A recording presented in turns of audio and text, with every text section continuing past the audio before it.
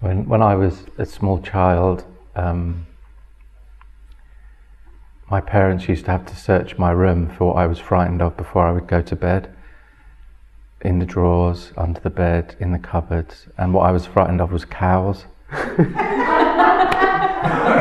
And they would have to, you know, like there's that much space under my bed, and they go, no, there's no cows under there, and they'd look in the little drawers, and they go, no, there's no cows in here, and then I could go in, and you see how absurd that is. That is, you know, me being 2 years old or 3 years old.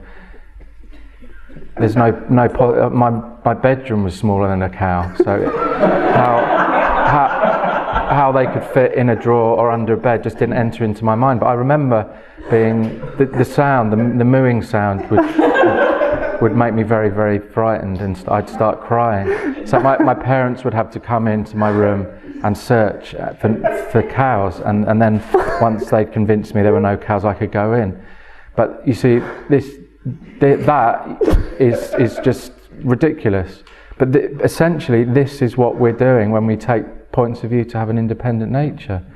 We really believe that there's something out there that can get us, that can actually affect us.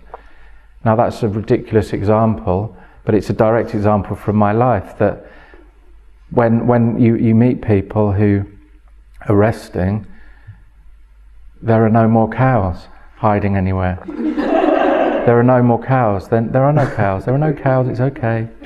You know, over and over and over again. Points of view do not have an independent nature. They do not have an independent nature. They do not have an independent nature. Resting for short moments, all of your points of view become inseparable from this space of amazing clarity and ease. They are that space. So it just takes familiarization, which is why this teaching is so powerful. You're not getting anything. You're just being given very, very powerful instructions to remind you to just relax and recognize that space, recognize that presence whenever you remember, in a completely uncontrived way. That is the practice. It's so simple, and the great thing is you can do it wherever you are. You know, wherever you are, whether you feel sick, whether you feel happy, whether you have lots of money, whether you have no money, whether you think you're resting, whether you think you're not resting. You just take a moment and relax and acknowledge awareness. It's so simple. And that potentially, anyway, in the beginning for me was it can't be this simple. It's like saying, you're done, you're finished. We might as well just give you a certificate now and you can leave. And you stand there outside the door with the certificate going, what? But nothing's happened, you know. But that's it, you see, nothing happened. And eventually you get that, oh, that's it. Nothing ever happens. It's all perfect, it's all just amazing. And great freedom, that's the only purpose, is for you, in your own experience, to gain such confidence in your innate perfection that you will just start to laugh, especially at thoughts of, I'm not resting, which still come up, by the way. I'm not recognizing awareness. How can you possibly know that you're not recognizing awareness without awareness? It's a no-brainer. You know, logically it makes no sense. But anyway, that doesn't matter. Just keep relying on short moments and start to see that every single perception that you can possibly have, from the beautiful to the most miserable, are reminders to recognize awareness.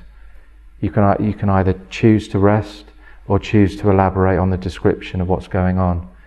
And it's as simple as that. So it makes it so easy.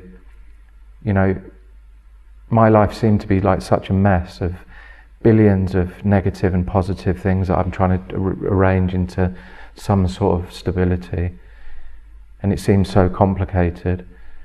But here it really is simple.